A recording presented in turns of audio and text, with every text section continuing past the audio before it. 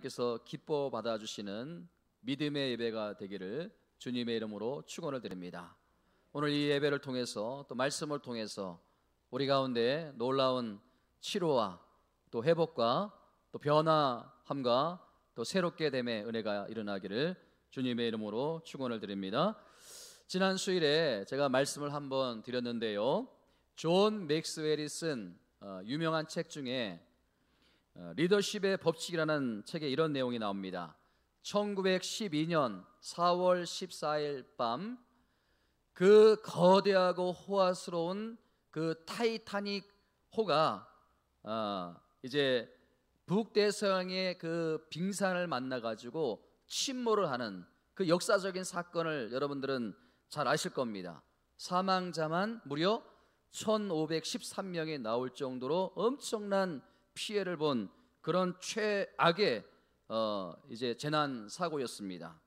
여러분, 우리가 세월호 사건만 생각하면 마음이 우울해지지 않습니까? 그런데 여러분, 그 타이타닉호가 침몰할 때 그 근거리에 캘리포니아 호라는 그 큰 배가 있었습니다. 당시 그 북대서양에 그 빙산이 많아가지고 이 캘리포니아호의 로드 선장은 그 무전사 에반스에게 지금 임금 배에게 무전을 해가지고 많은 빙산이 떠다니고 있으니까 조심하라고, 항로를 변경하라고 그렇게 교신을 보내라고 했던 거예요. 그래서 밤 10시 20분경에 그 타이타닉호와 첫 교신이 시작이 된 겁니다. 그 에반스가 이제 상황을 설명해 주는데 그 타이타닉호의 그 무정사 잭 필립스가 이제 말을 자릅니다. I am busy now, shut up mouse. 나는 지금 바쁘니까 입 닥치고 꺼져주세요. 그래서 화가 난 이 캘리포니아 안 그 무정사 그 에반스가 그 교신을 꺼버립니다. 그 시간이 바로 10시 30분이고 그리고 70분 후에, 정확히 70분 후에 타이타닉호가 빙산에 부딪혀가지고 충돌을 해가지고 배가 두 동강이 나가지고 이제 침몰을 하게 되는 거 아닙니까? 당시에 양쪽 배 그 승무원들이 증언에 따르면 두 배는요 불빛을 서로 볼 정도로 굉장히 가까운 거리에 있었다는 거예요. 그러니까 여러분, 이 빙산이 출몰한 후에 타이타닉호에서 이제 무전을 막 발신을 합니다. 근데 이 캘리포니아호 무전기는 꺼져 있었다는 거예요. 여러분, 당시 무전기만 켜 있었더라도, 이 무전만 교신이 됐더라도 그렇게 많은 인명피해는 나지 않았을 거라는 이 역사적인 지금 사실이 드러나고 있는 거 아닙니까? 여러분, 제가 지난 수요일에 말씀을 드렸던 것처럼, 그런데 그 타이타닉호가 침몰할 때 제일 먼저 그 구명보트에 여자들과 아이들을 이렇게 태웠는데 겨우 그 구명보트에 올라탄 그 한 여인이 뭔가 가져올 것이 있다고 하면서 3분의 시간만 달라고 그렇게 허락을 받고 다시 그 타이타닉호에 가가지고 자기 특실을 향하는데, 자기 특실을 향해서 막 찾아가는데 그 자기 발에 밟히는 게 뭐예요? 사람들이 도망가면서 버린 그 수많은 돈과 또 귀중한 보석들이 널려 있는데 그것이 하나도 눈에 들어오지 않더라는 거예요. 그 특실에 들어갔는데 자기가 갖고 있던 그 보석과 돈도 눈에 들어오지 않고 그가 갖고 왔던 게 뭐라는 겁니까? 그 오렌지 3개. 그 만망대해에 떠다니기 위해서는 그 수분이 필요했기 때문에 그 오렌지 3개만 가지고 황급히 돌아왔다는 그런 역사적인 사실이 있습니다. 여러분, 한번 생각해 보세요. 불과 몇 시간 전까지만 해도 이건 상상할 수 없는 일이에요. 그 귀한 보석을 여러분 오렌지 3개와 바꾼다는 것은 이건 얼마나 바보스러운 일이에요. 이게 얼마나 어리석은 일이에요. 그러나 침몰하는 그 긴급한 상황에서는요, 배 안에 있는 모든 그 물건의 가치를 순식간에 바꿔놓았다는 거 아닙니까? 여러분, 인생은요 딱 한 번 사는 인생이에요. 딱 한 번 사는 인생 아닙니까? 여러분, 딱 한 번 사는 인생 가운데 생명보다 더 소중한 게 있겠습니까? 여러분 생명보다 더 중요한 게 있겠습니까? 아니, 금은 보석을 갖다 준다 하고 억만 돈을 갖다 준다해도 여러분의 생명과 바꿀 게 있습니까? 여러분, 이 영원한 생명이 가장 가치 있는 거예요. 그래서 여러분, 그 스티븐 코비의 성공한 사람들의 7가지 습관에 보면 성공하는 사람들의 특징이 뭐냐면 급한 일을 먼저 하는 것이 아니라 중요한 일을 먼저 한다는 거예요. 근데 우리는 늘 급한 일 때문에 쫓겨다니지 않습니까? 여러분, 중요한 게 뭐예요? 중요한 게 뭡니까? 여러분, 중요한 게 이 하나님과의 만남이 있는 이 예배가 가장 중요한 시간인 줄 믿습니다. 여러분, 이 예배보다 더 소중한 건 없어요. 그러니까 여러분, 이 중요한 일부터 해야 되는데 우리는 자꾸 급한 일부터 하기 때문에 우리가 성공하지 못하고 행복하지 못하는 그런 불행한 인생을 살아가고 있는 게 아닙니까? 지난 주일에 우리는 왕의 혼인잔치의 비유에 대해서 살펴보았습니다.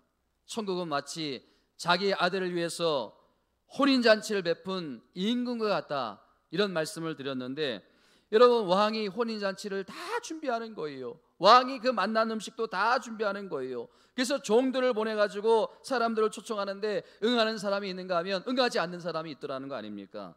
여러분, 여기서 혼인잔치를 준비하는 왕은 누굽니까? 임금은 누구예요? 하나님 아닙니까? 그리고 혼인잔치는 뭐예요? 우리가 드리는 예배가 아닙니까? 예? 여러분, 하나님께서 다 준비하셨어요. 이 교회를 세우신 이도 전능하신 하나님이십니다. 이 교회를 아름답게 준비해 놓으시고 잔치를 준비해 놓으시고 이 김 목사를 통해서 만난 음식을 다 준비해 놓고, 그리고 마음껏 와서 먹고 즐기고 이제부터는 더 행복한 인생을 살아라, 이렇게 하나님께서 간절히 여러분들을 초청하고 계시는데 응하는 사람이 있고 응하지 않는 사람이 있더라는 거예요. 성경에 보면 거절하지 말고 자발적인 순종으로 말미암아 이 예배에 참여함으로 말미암아 너희들의 인생이 더 행복한 인생이 되어라, 이게 하나님의 간절한 소망이 아닙니까? 사랑하는 성도 여러분, 이 예배, 하나님께서 여러분들을 위해서 준비하신 왕의 잔치임을 믿고 늘 그 초청에 응해서 여러분들이 이 자리에 나와서 마음껏 먹고 마시고 즐기고 여러분들의 인생이 더 행복한 인생이 되어지기를 주님 이름으로 축원을 드립니다. 이게 하나님 아버지의 마음이고 이 목사의 간절한 마음이에요. 근데 여러분 보세요, 정말 불행한 것은요, 이 비유의 결론이 어떻게 마무리되는가. 자, 14절 말씀, 예수님이 이 비유의 결론을 어떻게 내리는지 한번 보세요. 14절 말씀 함께 봅니다. 시작. 청함을 받은 사람한테 택함을 입은 자는 적으리라. 여러분, 이 목사의 마음이 너무 매주마다 안타깝고 슬픈 거예요. 하나님께서 이 왕의 잔치를 준비하시고 이 주의 종도를 통해서 청하라고 하셨는데 청하는 사람은 많대, 다 오라고 했는데 택함을 입은 자들은 적으리라. 예? 여러분, 우리 하나님 아버지의 마음이 얼마나 그 슬프고 안타깝겠습니까? 이렇게 자리가 비어지는 걸 보면 얼마나 하나님 아버지의 마음이 아프시겠습니까? 여러분, 생각해 보세요. 부모가 자녀의 혼인잔치를 위해서 많은 돈을 들여가지고 많은 음식을 준비했어요. 그리고 많은 사람들을 초대했어요. 근데 정작 혼인잔치가 되었는데, 결혼식이 되었는데 손님이 없어요. 손님이 몇 명 오지 않았어요. 그러면 그 잔치를 준비한 부모님의 마음이 어떻겠습니까? 그게 하나님 아버지, 우리가 믿는 전능하신 하나님 아버지의 마음이라는 거 아닙니까? 여러분, 왜 이 왕의 혼인잔치를 준비했는데 누리지 못하는 사람들이 그렇게 많을까? 예? 왜 누리지 못하는 사람들이 그렇게 많을까? 가만히 보면요, 오늘 그 지난주에 살펴보면 두 종류가 아닙니까? 첫 번째는 뭐예요? 왕의 초대를 처음부터 거절한 사람들이 있어요. 그리고 또 두 번째는요, 초대에는 응했지만 뭐를 입지 않았어요? 예복을 입지 않은 사람이 있는 거예요. 예? 여러분 보세요, 이 초대를 거절한 사람을 우리가 또 두 가지로 분리를 해볼 수 있는데, 하나는요, 초대에 소극적으로 거절했던 사람들이에요. 뭐 아무 뜻도 없어요. 그냥 자기가 하는 일이 바쁜 거예요. 자기가 지금 집안에 일이 있으니까, 자기가 지금 하는 일이 있으니까 그것 때문에 더 좋은 왕의 잔치를 거절한 사람들. 예? 여러분, 25장, 지난주에 22장 5절 말씀을 한번 25절 말씀 자막에 나옵니다. 시작. 그들이 돌아보지 않고 한 사람은 자기 밭으로 한 사람은 자기 사업을 하러 가고. 여러분, 이게 뭐 특별한 의미가 없어요. 단순히 자기 일에 몰두하다 보니까 아무 생각 없이 그냥 거절한 거예요. 예? 아무 생각 없이 그 왕이 초청한 그 자리에, 이 예배 자리에 나오지 못한 거 아닙니까? 그런가 하면 두 번째로 보다 적극적으로 왕의 초청에 적대 행위를 보인 사람들이 있어요. 자, 그 다음 절인 22장 6절 말씀 함께 읽습니다. 시작. 그 남은 자들은 종들을 잡아 모욕하고 죽이니. 세상에 그 왕이 잔치를 초청하고 초대를 하는데 그 종들을 잡아 죽이고 모욕하고. 여러분, 제가요, 이 전도를 하다 보면요, 이 전도지를 받지 않거나 거절하는 정도는 그래도 괜찮아요. 그런데 아예 모욕을 하는 사람들이 있어요. 예?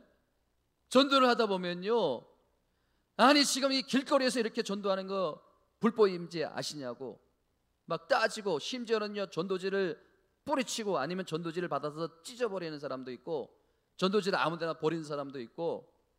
예? 요즘 여러분 이 코로나 때문에 아예 대놓고 교회를 비판하는 사람들이 얼마나 많습니까? 근데 여러분, 이런 사람들에게는요, 교회가 아무리 선한 일을 해도, 아무리 좋은 일을 해도 그것을 그들은 좋게 받아들이질 않아요. 그렇다고 해서 여러분, 우리가 그 사람들을 향해서 무슨 마귀니 또 무슨 사단이니 마귀의 새끼니 그렇게 욕하면 안 돼요. 교회도 뭔가 잘못이 있어요. 그러니까 우리 자신을 이럴 때는 성찰해야 되는 거예요. 교회가 무슨 문제가 없는지, 내가 그리스도인으로서 어떤 지금 삶을 살고 있는지 우리 자신을 돌아볼 필요가 있는 거예요. 제가 전에 사역하는 그 교회에서 새벽 1시에 어느 집사님의 부부싸움에 제가 불려간 적이 있어요. 새벽 1시에. 세상에, 제가 꼭 와야 된다는 거예요. 가보니까요, 부부가 식탁에 앉았는데 남편은 이미 술이 가득 차 있어요. 뭐 술이 만땅인 것 같대요. 그리고 그 옆에 부인은 한심스러운 표정으로 보고 있는데요, 제가 들어가자마자 목사님 이리 와서 앉아보시라고. 세상에 교회에서 그렇게 가르치냐고. 이 옆에 내가 나한테 뭐라고 말을 했는가 하면 사단과 마귀 새끼라고 그랬다는 거예요. 사단이라고 그러고 마귀 새끼. 들어보니까요, 이 부인께서, 이 집사님께서, 아니 이 남편이 자꾸 교회를 욕하고 교회 가는 것을 방해하니까 그냥 참다 못해 자기도 못하게 그런 말이 그냥 튀어나온 거예요. 사단이고 마귀 새끼라고 이렇게. 여러분, 세상에 아무리 교회를 비난하고 아무리 교회에 대해서 이렇게 욕을 한다 해도, 교회 가는 것을 방해한다 해도 그 남편한테 할 말이 있고 하지 말아야 될 말이 있지, 어떻게 그 남편한테 사단과 마귀 새끼라고. 여러분, 그 말을 좋아할 사람이 어디 있겠습니까? 믿지 않는 사람들도요, 사단이라고 그러고 마귀 새끼라고 하면 싫어합니다. 여러분, 믿는 그리스도인은요, 믿는 하나님의 자녀는요, 말 한마디를 해도 정말 신중하게 해야 되는 거예요. 우리에서 이 나가는 말, 내뱉은 말은요 주워 담을 수가 없어요. 한 번 내뱉은 말은요, 이건 결코 주워 담을 수가 없는 거 아닙니까? 그러니까 여러분, 우리가 이 말 한마디도 신경을 써야 되고, 우리가 삶을 살 때도 본이 된 삶을 살아야 되는 거예요. 여러분 자녀들 앞에서 여러분들이 조심해야 되는 거예요. 여러분, 우리가 교회를 비난한다고 해서, 교회를 욕한다고 해서 마귀 새끼라고 이렇게 말하는 것은 절대 이건 하지 말아야 될 거예요. 그런데 여러분 보세요. 본문에 보면요, 어쨌든 왕의 초청에 거절하는 것도 참 억울한 경우이지만 더 억울하고 분한 게 있어요. 본문에 보면요, 더 억울하고 분한 게 뭐냐 하면요, 어떤 사람이 억울한 사람인가 하면요, 왕의 잔치에 참여했지만, 이 예배 자리에 나왔지만, 이 예배에 맞지 않는, 그 왕의 잔치에 맞지 않는 예복을 입은 사람들이에요. 여러분, 이 우리가 왕의 초청에 응했지만은 와서 보니까 이 왕의 존치가 정말 대단하거든. 야, 이런 정말 놀라운 음식을 준비했고, 이런 놀라운 은혜가 있고, 이런 놀라운 사랑이 있고, 정말 대단하다. 그런데 문제는요, 그 잔치에 맞지 않는 예복을 입으면 내어 쫓김을 당한다는 거예요. 예? 자, 11절 말씀 보세요. 22장 11절, 본문 11절 말씀 시작. 임금이 손님들을 보러 들어올 때 거기에 예복을 입지 않은 한 사람을 보고, 그 다음 12절 시작. 이르되 친구여 어찌하여 예복을 입지 않고 여기에 들어왔느냐 하니 그가 아무 말도 못하거늘. 여러분, 제가 어떤 글에 보니까요, 그 당시에 왕실이나 또 그 당시에 부잣집에서 이런 잔치를 배설하고 손님을 초청할 때는요, 미리 손님들에게 다 참석 여부를 확인한대요. 타진을 한대요. 그리고서요, 그 당일날이 되면 그 예복을 선물로 미리 다 보낸대요. 예? 그래서 예복을 입고 오시라고. 그러니까 예수님께서 이런 사회적인 배경을 놓고 지금 이 말씀을 하시는 거예요. 그렇다면 여러분, 이 예복이 영적으로 무슨 의미가 있을까? 예? 제가 많은 자료를 살펴보았는데 뭐 학자들마다 다양한 해석을 하는데 제가 그것을 다 종합해 보니까 딱 두 가지로 요약이 되더라는 거예요. 여러분, 여기서 예복을 입어야 되는데 이 예복이 영적으로 뭘 의미할까? 첫째로는요, 그 예복은요, 칭의의 개념을 의미한다는 그런 해석하는 분들이 많이 있다는 거예요. 이 예복이 뭐라고요? 칭의, 의롭게 된다, 의롭게 되는, 예? 우리의 어떤 죄가 가려지고 의롭게 되는. 자, 11절 말씀 보세요. 11절 말씀에 보니까 어떤 말씀이 기록되어 있는지 한번 읽어보겠습니다. 시작. 종들이 길에 나아가, 그 앞에 10절 시작. 종들이 길에 나가 악한 자나 선한 자나 만나는 대로 모두 데려오니 혼인잔치에 손님들이 가득하더라.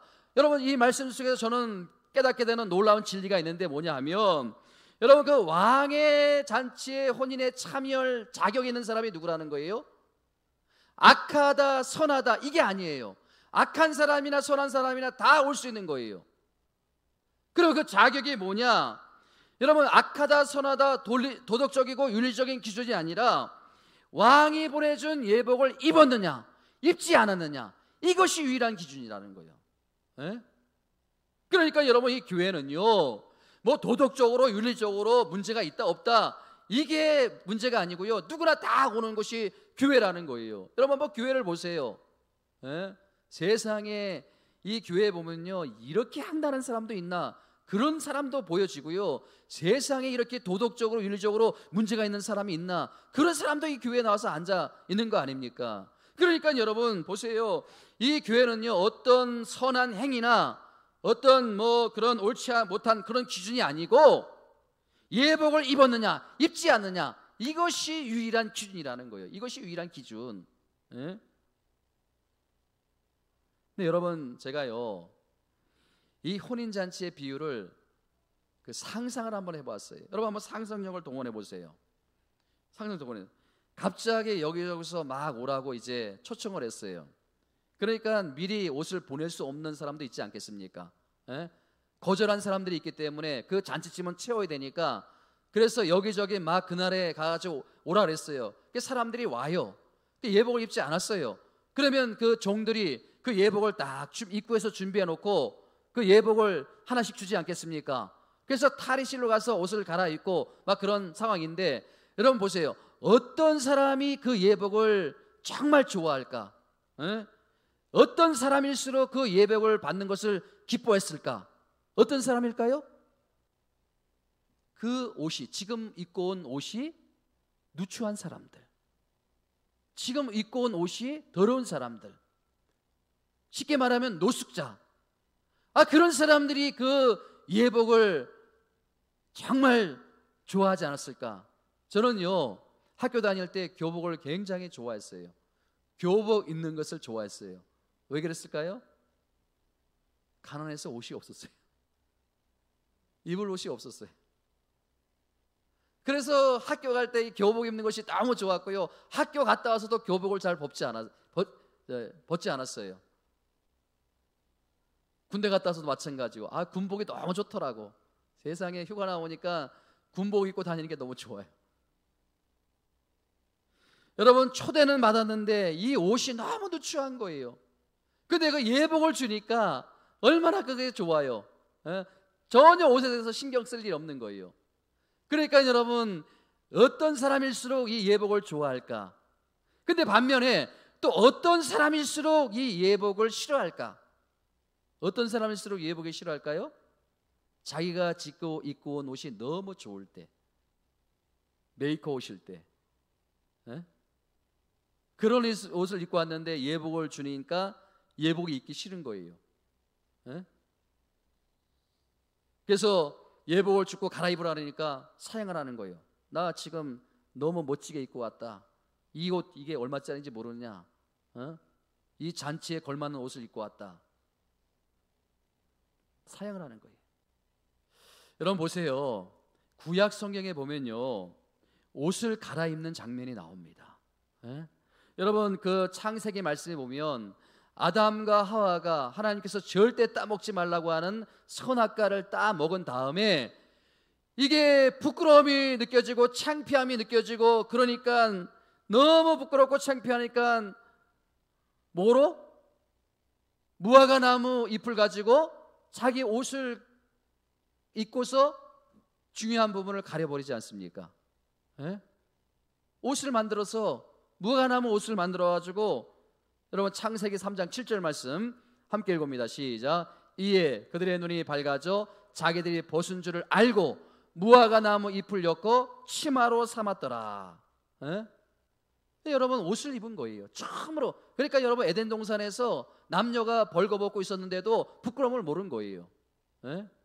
그런데 선악과를 따먹으니까 눈이 밝아져가지고 자기들이 얼마나 부끄러운지를, 자기들이 얼마나 수치로운지를 알고 무화과나무 잎을 만들어가지고 옷을 만들었어요. 근데 여러분 이 옷이 영원한 것입니까? 무화과나무 잎은 말라버립니다. 영원하지 않아요. 온전하지도 않아요. 그러니까 하나님께서 이들에게 어떤 은혜를 주시는가? 자, 창세기 3장 21절 말씀 함께 봅니다. 시작. 여호와 하나님이 아담과 그 아내를 위하여 뭐를? 가죽옷을 지어 입히니라. 가죽옷을 지어 입히니라. 무화과나무는 말라버릴 수 없고 비틀어질 수밖에 없고, 그래서 그 수치를 가릴 수가 없으니까, 그 부끄러움을 가릴 수 없으니까 하나님께서 가죽옷을 입혀주셨다고 하는데, 이 가죽옷이 뭐냐 하면은 바로 예수 그리스도께서 흘리신 피, 그것으로 옷을 입혀주셨다는 거예요. 그게 가죽옷이라는 거예요. 가죽옷. 여러분 우리의 죄가 우리가 지금 옷으로 가려집니까? 가려지지가 않는 거예요. 여러분들이 뭐 아무리 좋은 샴푸로 목욕을 한다 해도 여러분들이 지은 죄는 씻어질 수가 없는 거예요. 누구를 통해서? 예수 그리스도의 보혈의 피를 통해서 그 죄가 씻어지는 것이고 그 죄가 가려지는 줄을 믿으시기 바랍니다. 여러분 우리의 죄가 가려져야 하나님께서 우리가 드려지는 예배를 받으시는 거예요. 기뻐 받으시는 거예요. 그런가 하면 이 예복의 또 다른 의미가 뭐냐 하면, 이 예복은요 실천적인 행위라는 거예요. 실천적인 행위. 여러분 이것은 어느 정도가 일리가 있는 말씀이에요. 예수님께서 마태복음 7장 22절에서 이렇게 말씀하십니다. 우리 함께 읽어보도록 합니다. 시작. 나더러 주여 주여 하는 자마다 다 천국에 들어갈 것이 아니요 다만 하늘에 계신 내 아버지의 뜻대로 행하는 자야 들어가니. 22절 시작. 그날에 많은 사람들이 나더러 주여 이르되 주여 주여 우리가 주의 이름으로 선지자 노릇하며 주의 이름으로 귀신을 쫓아내며 주의 이름으로 많은 권능을 행하지 아니하나이까 하리니. 23절 시작. 그때에 내가 그들에게 말하되 내가 너희를 도무지 알지 못하나니 불법을 행하는 자들아 나에게서 떠나가라 하니라. 여러분 보세요. 나는 열심히 신앙생활해요. 나는 열심히 기도생활해요. 나는 열심히 교회생활해요. 나는 주일 성수를 해요. 나는 교회에서 어느 정도의 헌신 봉사도 하고 헌금생활도 해요. 그런데 주님께서 무슨 말씀을 하시냐 하면 불법을 행하는 자들아 내게서 떠나가라. 나는 너희의 삶을 보고 너희의 행위를 보고 판단한다. 이렇게 말씀하신다는 거예요. 응? 여러분 이 모든 말씀을 종합해 보면요 뭐예요?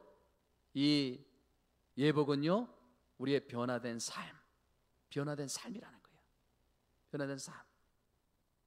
여러분 요한계시록 19장 7절과 8절에도 이와 비슷한 말씀이 나옵니다. 우리 함께 읽어보도록 하겠습니다. 시작. 우리가 즐거워하고 크게 기뻐하며 그에게 영광을 돌리세 어린 양의 혼인기약에 이르렀고 그의 아내가 자신을 준비하였으므로 그에게 빛나고 깨끗한 세마포 옷을 입힘으로 허락하였으니 이 세마포 옷은 성도들의 뭐라고요? 옳은 행실이니라. 여러분, 이 예복이 뭐라고요? 이 세마포 옷이 뭐라고요? 우리가 하나님 앞에 서야 될 때 입어야 될 이 예복이 뭐라고요? 옳은 행실이라. 네? 여러분, 우리가 정말 이 세상 속에서 더러운 옷을 입고 있다가 더러운 삶을 살고 살다가 여러분, 이 하나님 거룩하신 하나님 앞에 설 때 우리가 이 예복을 입지 않으면, 거룩한 옷을 입지 않으면 하나님께서 우리 예배를 받지 않으신다는 거예요. 그러니까 우리가 갈아입어야 될 이 예복 있다는 거 아닙니까? 여러분, 이 목사가 목사답지 않고 말만 떠들어대고 삶을 그렇게 살지 않으면 그게 무슨 소용이 있냐는 거예요. 여러분들이 지금 하나님의 자녀인데, 하나님을 믿는 거룩한 백성인데 세상에서 더러운 삶을 살면 그게 무슨 하나님의 자녀냐? 불법을 행하는 자들아, 나에게서 떠나가라. 나는 너희의 삶을 보고 행위를 보고 판단한다. 자, 여러분, 어느 분석이 맞는 것 같아요? 예복이 칭이다? 아니다. 예복은 옳은 행실이다. 선한 삶이다. 이게 예복이다. 어느 쪽이 맞는 것 같아요? 1번, 2번. 저는요, 이렇게 해석을 합니다. 1번도 어느 정도 맞고 2번도 어느 정도 맞지만 두 개를 포함해서 우리가 봐야 된다. 두 개를 통합을 해야 된다는 거예요. 여러분, 우리가 날마다 죄 가운데 거하여, 여러분들의 삶이 죄예요. 여러분, 죄 안 짓고 사는 사람이 어디 있겠습니까? 의인은 하나도 없나니 이 땅의 모든 사람이 다 죄인이에요. 그렇기 때문에 우리가 하나님 앞에 나아갈 때 예수 그리스도의 보혈의 피로 우리의 죄를 가려주지 않으면 우리가 하나님 앞에 나갈 수가 없는 거예요. 자, 우리가 예배를 통해서 은혜를 받았어요. 그럼 우리가 하나님의 자녀답게 세상 속에서 살아가야 되는 거예요. 빛과 소금의 역할을 감당하고 옳은 행실을 통해서, 선한 삶을 통해서 그 사람들에게, 세상 사람들에게 인정을 받아야 되는 거예요. 둘 다 맞는 거예요. 이 예복은 둘 다 맞는 거 아닙니까? 여러분, 오늘 이 말씀을 통해서 제가 두 가지를 꼭 말씀드리고 싶은 게 있는데, 예복을 입지 않은 사람에게 나타나는 두 가지 증상이 있는 거예요. 예복을 입지 않은 사람들, 여러분, 우리가 이 예복을 입어야 되는데 예복을 입지 않은 사람들에 나타나는 두 가지 증상, 여러분 이것을 꼭 점검하고 돌아가셔야 되는 거예요. 첫 번째 증상이 뭐냐 하면요, 아직 회개하지 않는 상태를 말하는 거예요. 아직 회개하지 않는 상태. 여러분, 오늘 본문에 보면요, 예수님께서 왕의 잔치의 비유를 가지고 계속해서 말씀하는 게 뭐냐면 회개하라는 거예요.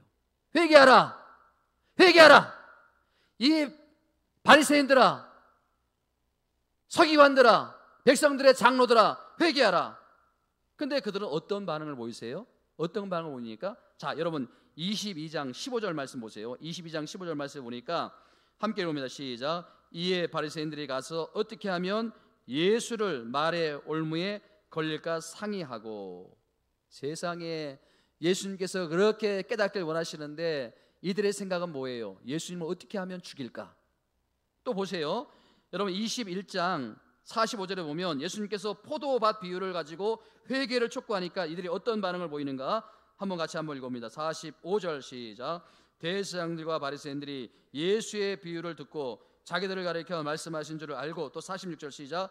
잡고자 하니 무리를 무수하니 이는 그들이 예수를 선지자로 알미더라.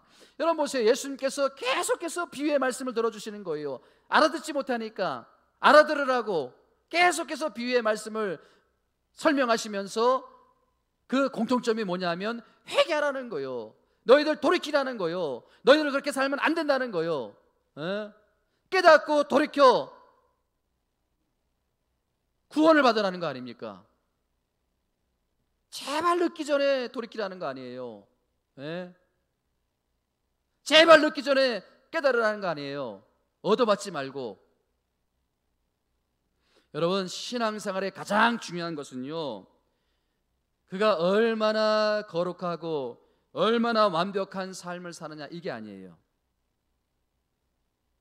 신앙생활의 가장 중요한 기준은요, 얼마나 회개하는 삶을 사느냐. 여러분, 지난 그 첫 번째 예수님께서 비유로 말씀하신 게 뭐예요? 아주 쉬운 비유 아닙니까? 두 아들의 비유 아닙니까? 제가 더 쉬운 예를 들자면, 우리 성도님들에게 제가 전화를 해요. 지난 주일에 교회에서 뵙지 못했는데 성도님 교회 오셔야 됩니다. 그랬더니 하는 말이 뭐라 그래요? 예, 목사님 이번 주에는 꼭 가겠습니다. 그리고서 안 왔어요. 또 어떤 성도님은요, 목사님 제가 일이 있어요. 이번 주는 못 갈 것 같아요. 근데 이 자리에 나왔어요. 어떤 성도가 더 악한 성도예요? 예수님께서 비유를 든 게 그거예요. 두 아들을 불렀어요. 그리고서 야, 포도원에 일하러 가자.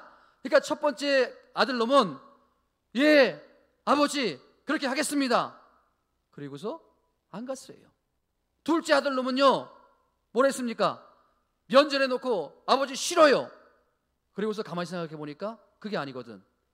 돌이켜서 갔어요. 두 아들 놈 중에 누가 더 나쁜 놈입니까? 누가 더 악한 놈이에요? 누구예요? 둘 다 못된 놈이에요. 둘 다. 아니, 큰아들 악한 것도 말할 것도 없고, 아니 둘째 아들도 그러면 안 되잖아요. 면전에, 아버지 면전에 놓고 그냥 싫어요. 내가 왜 그 일을 해야 돼요? 그렇게 말하는 거 그게 좋은 태도입니까? 처음부터 그냥 그렇게 하겠습니다, 아버지. 그래서 가면 얼마나 좋아요. 얼마나 좋아요. 이게 저의 마음이에요. 사실은 우리 성도님들을 향한 저의 마음이에요. 근데 여러분, 이 두 아들을 비유를 통해서 이 깨닫는 게 뭐예요? 첫째 아들도 둘째 아들도 선하지 않지만은 하나님이 보는 기준이 뭐냐? 둘째와 첫째도 다 선하지 않고 온전하지 않은데 하나님이 보시는 기준이 뭐냐? 그가 얼마나 회개하느냐. 그러니까 여러분, 이 둘째 아들이 첫째 아들보다 좀 나은 게 뭐예요? 회개했다는 거예요. 돌이켰다는 거예요. 그리고 순종했다는 거예요. 여러분, 이 회개할 줄 모르는 그 당시의 종교 지도자들 향해서 21장 31절에 보니까 그 당시에 가장 부도덕하고 가장 더럽다고 하는 그 집단인 세리와 창리보다 너희들이 더 악한 놈들이다. 너희들이 더 문제가 있다. 이렇게 말씀하신 거 아닙니까? 회개하지 않으니까. 여러분, 분명하게 여러분 깨달으셔야 됩니다. 이 목사가요, 회개하고 돌이키지 않으면, 말만 이 자리에서 잘하면 가장 천하다고 하는 이 세리와 창녀들보다도 더 더럽다는 거 아닙니까? 여러분들이 신앙생활하고 있지만요, 여러분들이 하나님을 믿고 있지만요, 날마다 죄 짓고 날마다 이렇게 엉망으로 신앙생활하면 예수님이 보실 때는요, 세리보다 창녀보다도 더 더러운 존재라고 이렇게 말씀하고 있다는 거 아닙니까? 여러분, 과거에 어떤 행위를 했느냐, 그게 중요한 게 아니에요. 지금 우리가 회개하는 삶을 살고 있느냐. 사랑하는 성도 여러분, 주님 앞에서 날마다 회개할 줄 아는 저와 여러분들의 얘기를 주님의 이름으로 축원을 드립니다. 두 번째, 이 예복을 입지 않은 사람들에게 나타난 태도가 뭐냐면 하나님보다 사람을 더 의식하는 거예요. 여러분, 우리가 하나님 앞에서 신앙생활하는 것이지 사람 앞에서 신앙생활하는 거 아니지 않습니까? 그런데 여러분 보세요. 그렇게 왕의 비유를 통해서 계속적으로 설명을 해주는데, 여러분, 이 종교지자들이 깨닫지 못하는 거 아니지 않습니까? 양심의 소리는 들리는 거예요. 하나님의 말씀이 들리는 거예요. 그럼에도 그걸 모른 채 하는 거예요. 반응을 보이지 않는 거. 왜? 사람들의 시선이 두려우니까. 보세요, 여러분. 누가복음 20장 19절에 이 똑같은 사건을 기록하고 있는 누가복음 20장 19절에 이렇게 말씀이 기록되어 있습니다. 시작. 서기관들과 대제사장들이 예수의 이 비유는 자기들을 가리켜 말씀하신 줄을 알고 즉시 잡고자 하되 백성을 두려하니라. 여러분 보세요. 예수님께서 자기에게, 나에게 하시는 말씀인 줄을 알고도, 깨닫고도 사람들이 들어오니까 반응을 보이지 않는 거예요. 조치를 취하지 않는 거예요. 여러분 아까 우리가 살펴본 21장 45절과 46절 포도밭 비유를 들었는데 거기도 한번 보세요. 시작. 대제사장과 바리새인들이 예수의 비유를 듣고 자기들을 가리켜 말씀하신 줄을 알고 46절 잡고자 하나 무리를 무서워하니 이는 그들이 예수를 선자임을 알미더라. 여러분 보세요. 하나님을 두려워하지 않고 사람을 두려워하는 그래서 변화가 되지 않는 사랑하는 성도 여러분, 하나님에 대한 두려움이 있길 바랍니다. 여러분 예수님께서 분명히 말씀하셨습니다. 뭐라고 말씀하셨어요? 뭐라고 경고하셨어요? 자, 마태복음 10장 28절 말씀, 정말 무서운 경고의 말씀이에요. 함께 한번 읽어봅니다. 시작. 몸은 죽여도 영혼은 능히 죽이지 못하는 자들을 두려워하지 말고 오직 몸과 영혼을 능히 지옥에 멸할 수 있는 이를 두려워하라. 무서운 말씀이에요. 우리의 몸을 상하게 하는 이 세상 사람들을 두려워하지 말고 우리의 몸과 영혼을 능히 지옥에 멸할 수 있는, 여러분 그 알튼 링크레터라는 사람, 미국 사람인데 세계적인 천재 중에 천재예요. 남들은 박사학위 하나 따는 것도 힘든데 이 사람은 박사학위를 10개 딴 사람 아닙니까? 정말 대단한 사람이에요. 그 미국의 디즈니랜드를 그 모든 설계를 이 사람이 했는데, 그러니까 여러분 이 사람이 얼마나 세계적으로 유명한 사람입니까? 성공한 사람, 실력자인. 그러니까 이 사람이 너무 잘 나가다 보니까 예수님을 떠나고 교회를 떠나버렸어요. 예수님을 버리고 교회를 떠나버렸어요. 대통령도 이 사람을 그냥 받들어 섬기고 세상 사람들이 다 존경하고, 그러니까 그냥 좋은 집에 살고 좋은 차를 타고 얼마나 거드름을 피우는지.